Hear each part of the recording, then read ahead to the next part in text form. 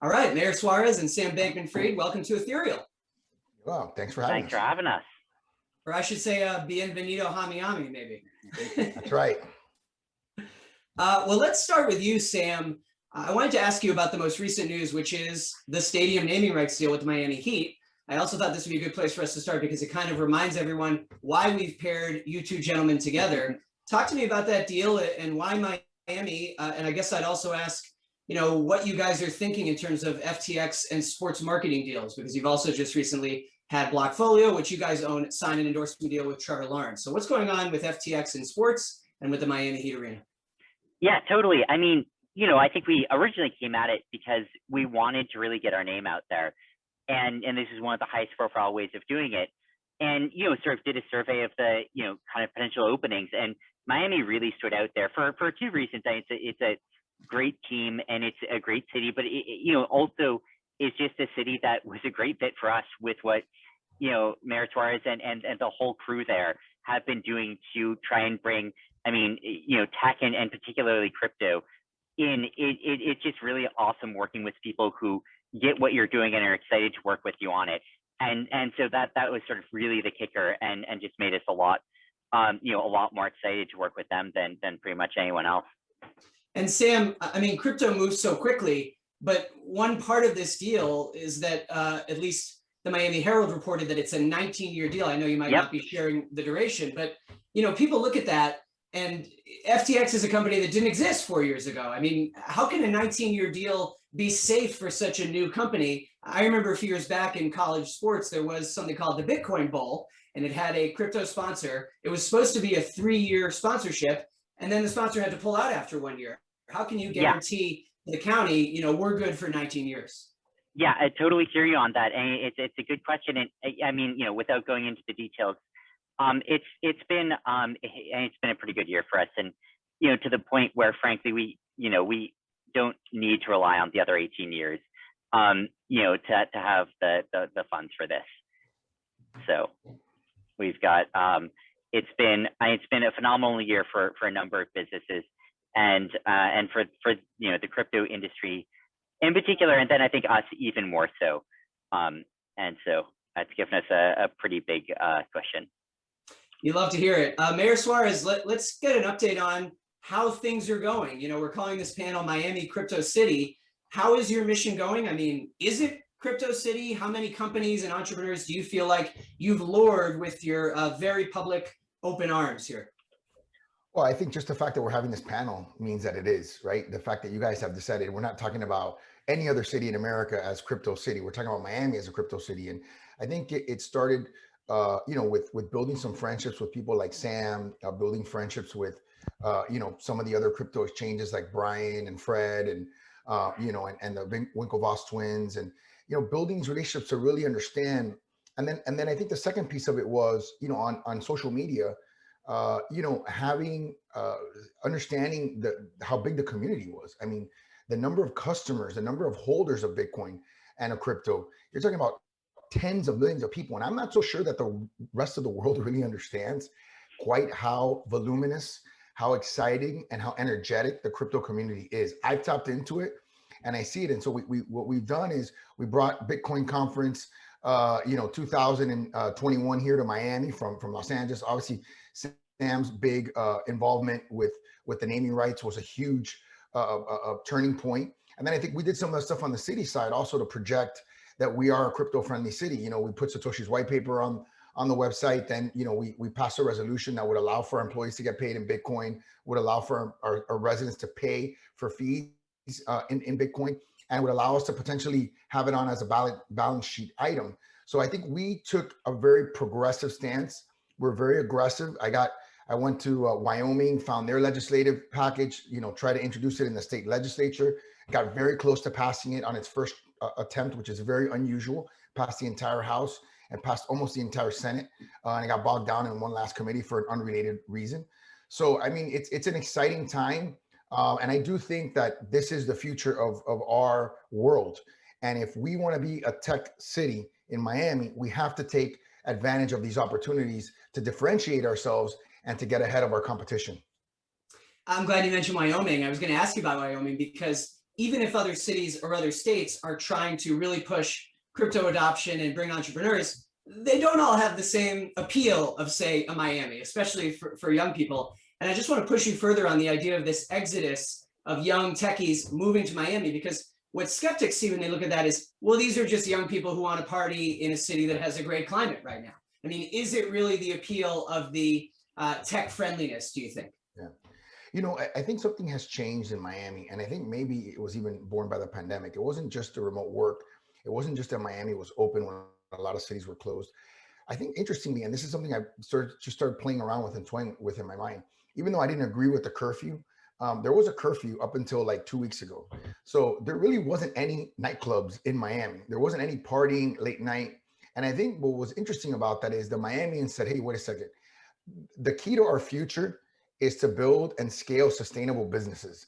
And the key to doing that is to get involved in technology-based businesses. And so I think there's a pronounced pivot from what I'm seeing in our city in terms of the way that we are. But listen, I've always said about Miami, if we're even, we're leaving, right? In the sense that if we have the same amount of laws that Wyoming has, there's nobody that's going to pick Wyoming over Miami. If we have the same amount of tax subsidies that Georgia has on film subsidies, nobody's going to pick filming in Georgia over Miami. So I think, for us in terms of being competitive and Sam's environment, he's in an ultra competitive environment. You're always looking for what is that edge. I think in the case of FTX for Sam, it's indisputable that his big investment has produced tremendous return on investment in terms of the great media that he's gotten for already. Like he said, on day one he could pay for it, and on day one he got probably an incredible return on his investment. So he's clearly a good investor. Sam, yeah, let me ask you about how the pandemic has changed your business. Yeah, I mean, it's been, and first of all, just to, echo something the mayor said, like, there are a lot of things that Miami has going for it, which is great, but it really was embracing tech and crypto. That was the biggest thing for us. And for a lot of people that I've talked to, it's always had great weather. That's not new. But, people weren't flocking there 3 years ago. And I think it's clear what's changed there. It's clear what sort of, set it over the edge. And so, I mean, thinking about the pandemic, the first thing I'll say is we've been incredibly lucky. I mean, there's been a lot of businesses that have been really hard hit this year, especially brick and mortar stores. And, we got lucky to be in an industry where, the whole thing is digital, the whole thing is online. And so, the fact that it was really hard to have, in-person sales or meetings or things like that was just not nearly as relevant for us. And, frankly, if anything, people had more time than they often otherwise would, to think about crypto. And so, overall, like, it's definitely presented some challenges for us, but just, really not much compared to the average business. And, we've been really fortunate in that. Yeah, I mean, the whole industry has just really mooned, to use the term we use with tokens. But let me ask you, Sam, a little more about the size of your business. Recently I spoke with your COO, Asina, who was saying that FTX.com is the biggest crypto exchange in the world outside of China. And that was interesting. I mean, you have all the different exchanges make different claims about their size. Now, Yep. Earlier I was speaking with Binance CEO CZ, and he actually raised his eyebrow when I mentioned that.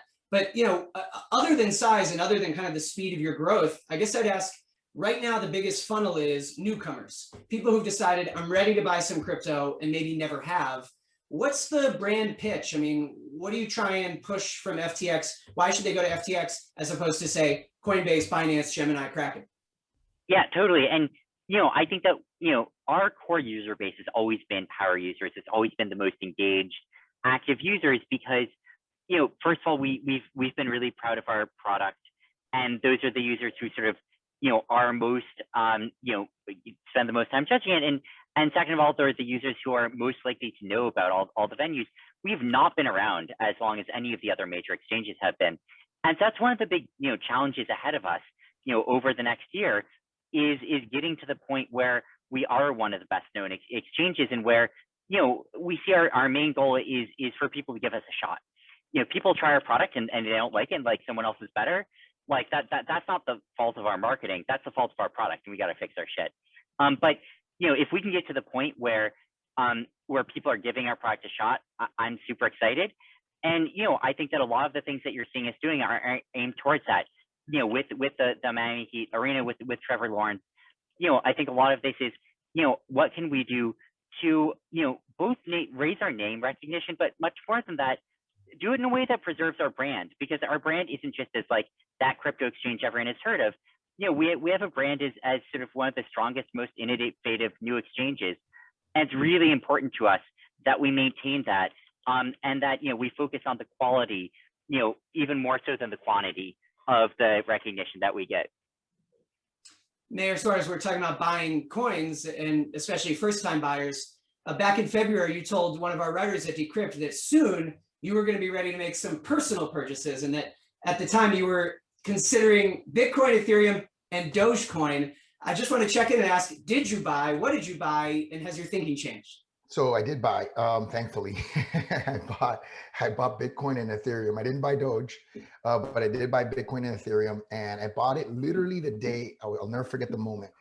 It was a day that the $1.9 trillion spending bill passed from the Senate, and it was going to the president's desk. I said, I'm buying, that's it. If the federal government's going to spend $1.9 trillion, then I think I need to have some, and this is going to definitely go up.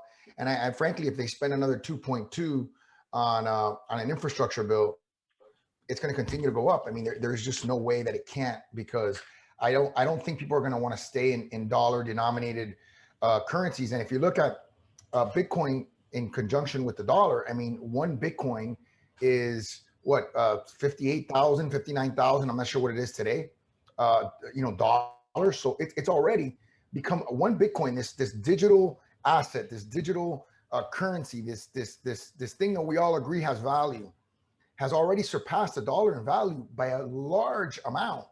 I mean, people don't talk about that. That's the one thing I think doesn't get talked about enough, is that you've already created a decentralized, disconnected, and when I say disconnected, I mean disconnected from a central bank, a system of storing value and exchanging value, whether it's perfect or not perfect, whether it has flaws or doesn't have flaws, whether it's not going to be improved, or whether it's going to survive in the long run. Those are all separate questions. But the fact that this has gone from obscurity, right, all the way through fairly good mainstreaming, to a point where one Bitcoin is worth, $60,000. I mean, it's crazy. It just really goes to show the power of the idea. Well, and of course, the value is whatever people decide it is, right? I mean, Absolutely. a group of people have decided it has value. Mark Cuban has said the same. I spoke to him yesterday for this summit, and I was pushing him, and I'd ask you, Mr. Mayor, are there people in his life, I'd ask you the same, do you have people who are saying to you, I just still can't get there. I just don't understand it, and I'm not on board with it.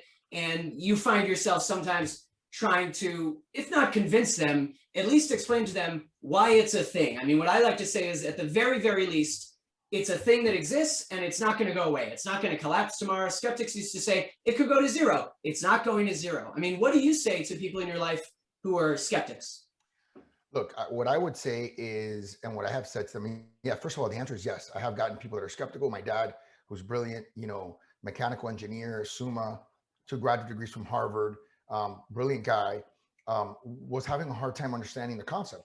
I've been with former law enforcement, high ranking, current large international bank presidents that don't get it. And I'll tell you this, and I think it's really, and this is why I think what Sam did and his investment and his strategy is so good. If I were 10 years younger, right? If I'm 43, if I were 10 years younger, in my life, I probably wouldn't be mature enough to understand how to do what I'm doing, right? If I was 10 years older, right now, I probably would not have completely understood the opportunity.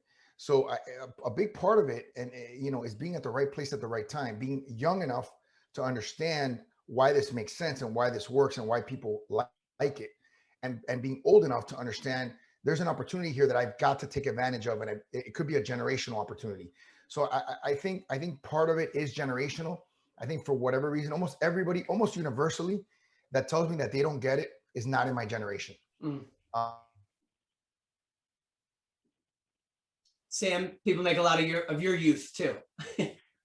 Yeah, I mean, it's been really cool to see what's happened, to crypto over last year, and see how it's sort of acceptance in the world has gone from like 5% to 60%. Like, it's absolutely phenomenal how big that move has been in terms of the fraction of people who think it at least might be a really big thing.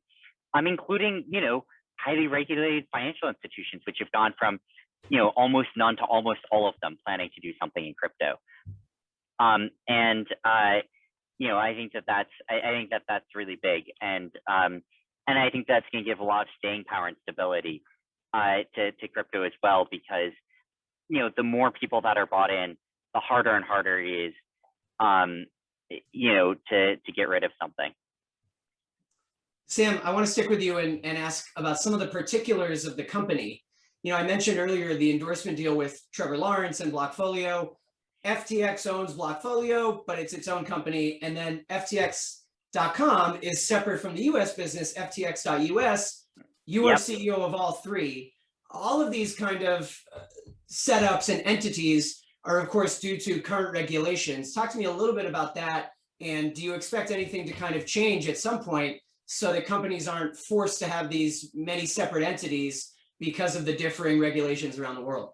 Yeah, it's a good question. And, I think that a lot of this isn't, I think that there's a lot of people who like to phrase it in terms, in an adversarial sense of like, regulators trying to fuck us over or something. That's not what I think is going on. But, and obviously everyone has their own, opinion on it. But I think by and large, it's like, look, there's a lot of things that regulators have to do. They have a hard job. And crypto is a totally new thing. And the amount of headaches that it causes are just large, because in a way that's really intertwined with their value, because they're kind of rethinking a lot of the system from the ground up. I think that's super exciting, but also just means there's a lot of groundwork to do, and there's a lot of territory to cover. And, it takes time. I think regulators are aware that, they're going to have to roll out, more clarifications globally about a ton of different areas of crypto over the next decade. I think that's how long it'll take, though. And so it's not going to happen tomorrow. I expect in the next 5 to 10 years, there's going to be a lot more clarity. Part of this is that there's, 200 countries, and like they each have to do this. And part of this is that there's a lot of departments that get involved here, right? Because it doesn't fit nicely into, like, you launch a new stock, right? And it's like, great, the SEC is going to think about this. Or, you're like, okay, we want to trade, napkin futures. And the CFTC is like, great, it's basically a commodity. Like, here's the guidebook. And you're like, I want to trade Ethereum, and like, oh, geez.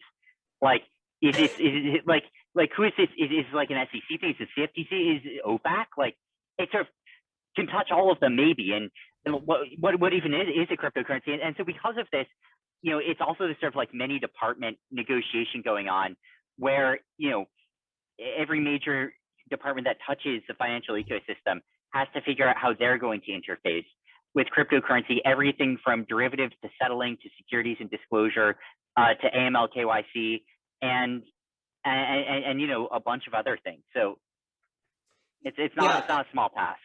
Totally. And I've been saying something along the same lines, which is that it appears right now that multiple US agencies are all jockeying for control over regulating crypto. I mean, the IRS started asking people about crypto on their taxes. The SEC had cracked down on ICOs. And now people are, very optimistic, maybe rightly, maybe wrongly, that Gary Gensler will approve a Bitcoin ETF. Then you've got the CFTC with the commodities and futures trading. As someone who's running one of the biggest companies now, I mean, you've got to kind of navigate with and have relationships with, you hope, all these different regulatory agencies at once. Is that right? I mean, to some extent, yeah, but I don't know if they're jockeying to do it or jockeying not to do it. Like, there's two ways to think about it, right? One is trying to claim dominion, and another is sort of a game of hot potato. Everyone's like, geez, we got a lot on our plate. You guys want to handle this one? And they're like, nope. And I think there's like a little bit of each, Yeah. And I think that sort of, a lot of global regulators, I think, are basically saying, look, this is going to take time.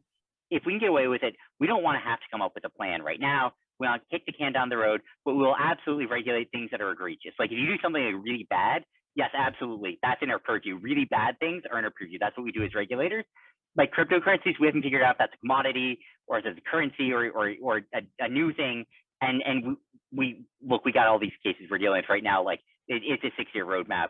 And so I think a lot of people are basically trying to, a lot of regulators basically trying to figure out how can they do what they need to do now to make sure nothing really bad happens, while giving themselves time to look, educate themselves and kind of like feel their way around, see what role it's going to play in society, and figure out what the appropriate, track to take is. And overall, I think it's completely reasonable. The only thing that I would say is that the frustrating situation to end up in a company is to have a regulator say, look, this is a regulated financial activity that requires a license in order to do, and also we have not released a license for it yet. That's the thing that is really frustrating to hear, because then we're just like, look, like I don't, how do we proceed here? Like we're trying to work with you, but it's just like, I don't know what to do with that. And so that's the one thing that I would plead with regulators to try and avoid, is to give clarity on like what's the deal right now. Like if the deal right now is like this will be a financial activity, it is not right now, but it will be, and like pay attention, totally fine with us. It's like, look, here's the very rough first bits of a regulatory framework. Great, we'll start working with those. It's like, look, do whatever you want, but don't do anything really bad, and we'll come to this later. I'm fine with that too. I think the biggest thing is just like, just to explain what the pathway is right now for how we should be operating and moving this industry forward. Yeah. Mayor Suarez, welcome back. Great timing. We're talking about regulation, and I would just love your take too. Right now there's just so much uncertainty, and a company like FTX is trying to navigate all of it. I mentioned right before you came back, there's a lot of optimism in the industry that Gary Gensler is going to approve a Bitcoin ETF, but as I see it, mostly because he once taught a course on crypto at MIT. So maybe he'll be friendly to crypto, but just because he knows about it and understands it doesn't automatically mean that he'll be friendly to it. I mean, what do you see happening in the next few years with the US and how it regulates this industry? Well, the regulation of Bitcoin and of crypto generally reminds me a lot of how the governments were unable to regulate Uber. So what happens with Uber was there were so many Uber drivers out there on the streets. They came into Miami-Dade County, for example, and there literally was not even police officers or code enforcement agents to regulate the Uber drivers. Like you couldn't say that an activity that people use and were using every single day, we're using at the volume that people were using, just be regulated from 1 minute to the next. So what ended up happening is we ended up having to make a deal with Uber.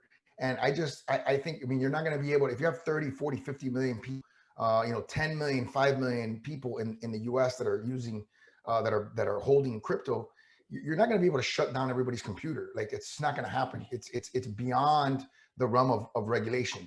So your best is to find a reasonable way everybody, so that you can, just like every other financial product that exists out there, right? And every other, the stuff that's happening in crypto really is no different than anything else. The only difference is that there is a money supply control that is not central bank control. That's the only difference. That's really at the end of the day, because digital currencies, digital dollars exist. When you open your bank account, you go into a website, you don't go into a physical bank and say, how many Francis Suarez dollars are there here? No, they're all US dollars.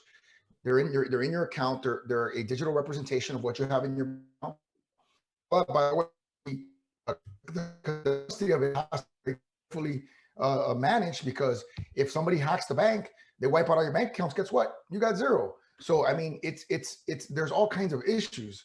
But I think for regulation, I think at this point the genie's out of the bottle. They're not going to be able to put it back. If they would have wanted to kill crypto, they could have killed it maybe at the beginning, but not now. I think it's too big to regulate. You're going to have to regulate it somehow, like Sam was just saying on the licensing side. If you do things that are wrong, you could go to jail. Those things can happen. But I don't think that it will die by regulation, like there's some people fear. Yeah. Really interesting stuff, guys. I wish we could keep talking. We got to leave it there. But in a year, we will check in on how Miami Crypto City is doing. I hope it'll be in person. The three of us can gather on stage. Thanks both of you so much. Sounds good. Thank you. Thanks, guys.